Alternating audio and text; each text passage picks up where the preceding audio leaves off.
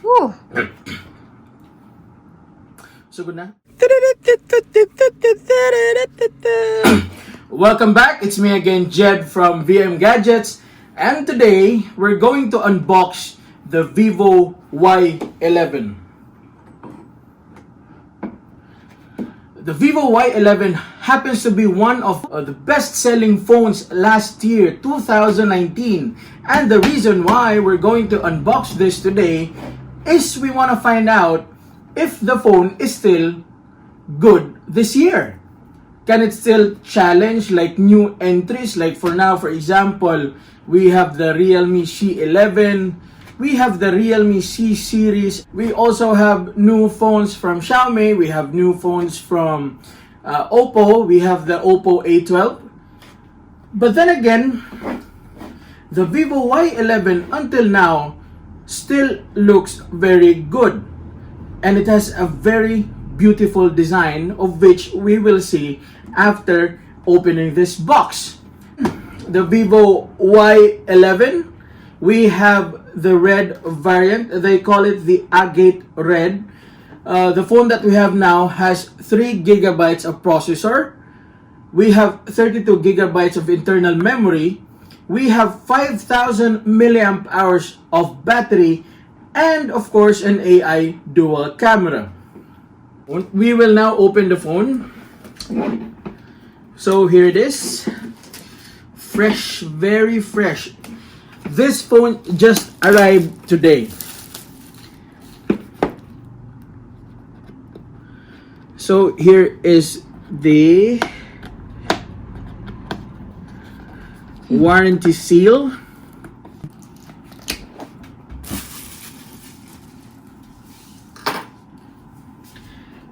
And we will now open.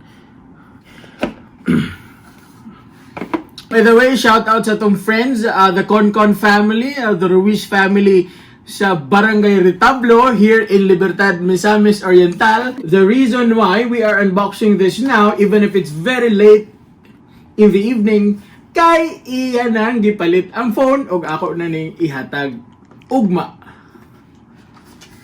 So, first, we have the document sleeve. What's inside? Have the warranty card. Then, of course, quick start guide, of which nobody even uses right now. Then, we have the pantugsok or the SIM ejector tool.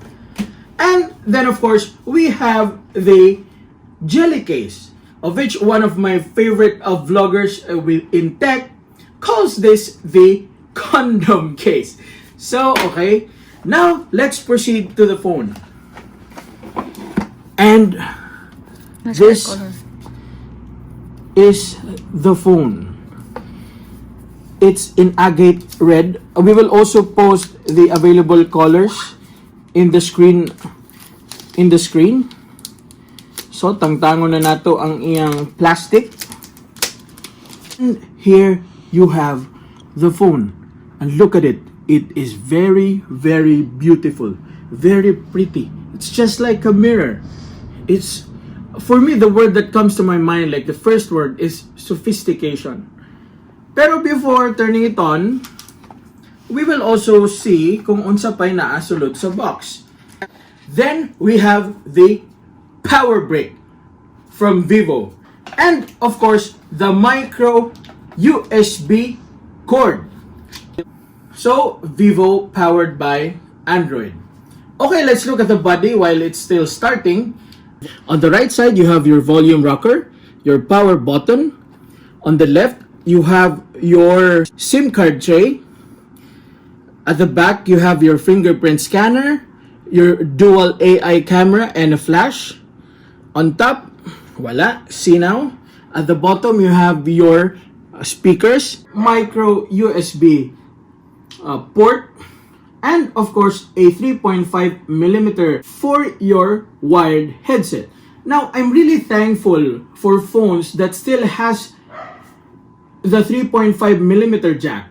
So we will now try its fingerprint scanner, and as you can see, very quick. The response is very quick. You can open like, it's more like a millisecond. And of course, we will also try its face unlock. And by God, the technology with this phone is really, really good.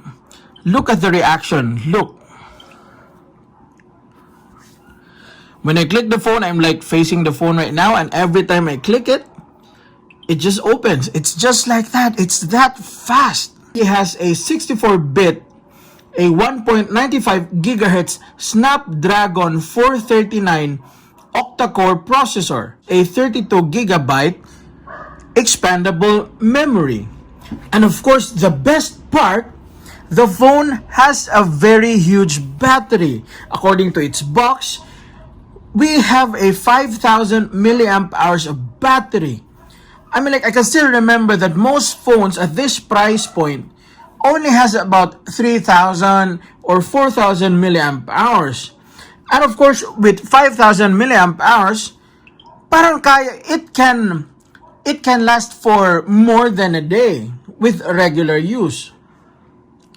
With its camera, of course, you have a dual AI camera, and the main camera is a 13 megapixel, and of course, it's paired with a 2 megapixel camera. In front, you have a 8 megapixel selfie camera. Now, next up is of course the camera. First, we will check the settings, and then we will do camera samples later. So we will now try the camera of our Vivo Y11.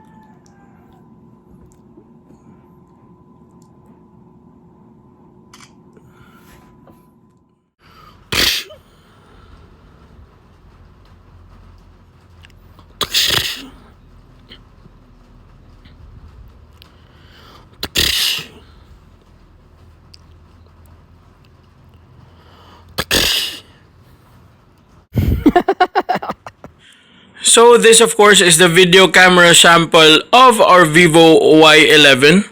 So as with the color reproduction, okay naman siya, but as you notice, it's kind of shaky.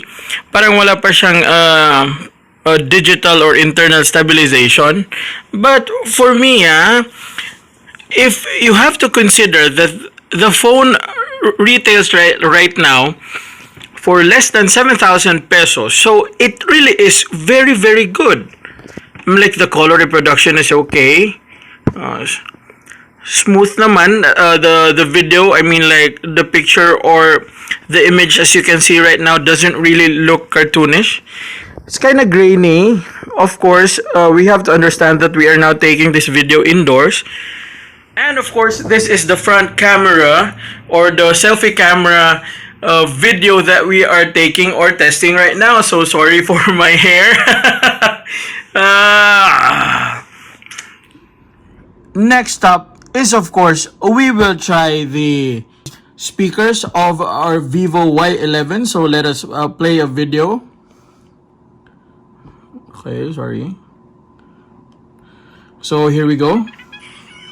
And of course, judging by this video, you can see that the Vivo Y11 is really good for media playback. My current daily drivers. So today we're going to unbox the OnePlus Nord. I just bought this yesterday, and we have the blue marble variant. So napapunin siya other colors na available, which we will post in the screen.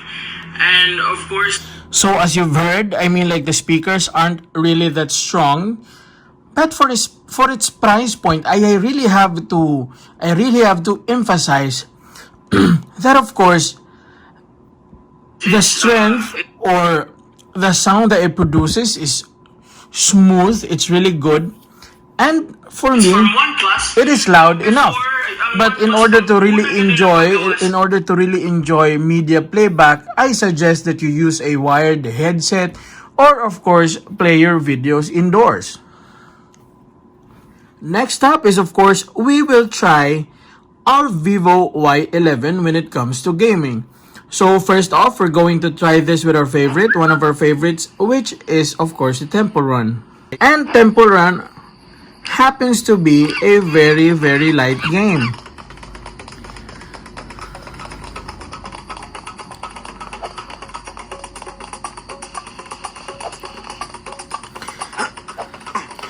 So the reaction every time you press it, okay kayo. For me, for Temple Run, the Vivo Y11 is perfect.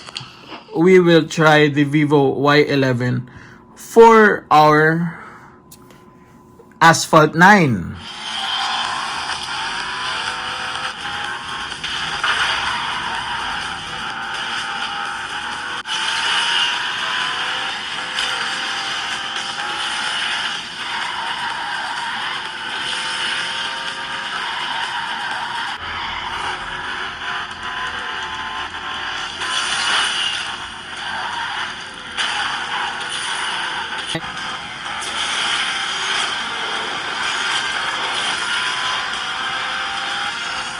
So as you guys have noticed with our Asphalt 9 game, it has a few frame drops, and simply because the Asphalt 9 is a very heavy game. But for me, overall gameplay, it's okay. The graphics aren't really that smooth. But then again, of course, we have to understand that we have an entry-level phone. So next up, of course, we will try one of our favorite games, and that is, of course, the Mobile Legends. So, okay with our Mobile Legends, the settings available, it can only go up to high. But for me, I mean, Ultra requires a lot of data, so who really needs Ultra? Yeah, but okay. For me, I always play with this one. I always play with, of course, smooth graphics. Course, Mobile Legends. Pero for me, the gameplay is okay. And it kind of happens that I'm using the Wi-Fi connection, and of course, the speed that we have right now is kind of limited. Pero as to gameplay, okay, Ragika, it's really okay. I mean, like, it's really playable. So I think that's it for our Mobile Legends. So that's it for our review of the Vivo Y11. And if you ask me if we can recommend the phone this year, even if it was introduced last year, especially now that Vivo is offering the phone on sale in their online stores, for me, Vivo Y11 is still a very good phone to buy. And of course, for more tech videos, for more unboxing videos, thank you so much for supporting VM Gadgets. Again, this is Jed, and I really hope to see you on the next one. So thank you so much.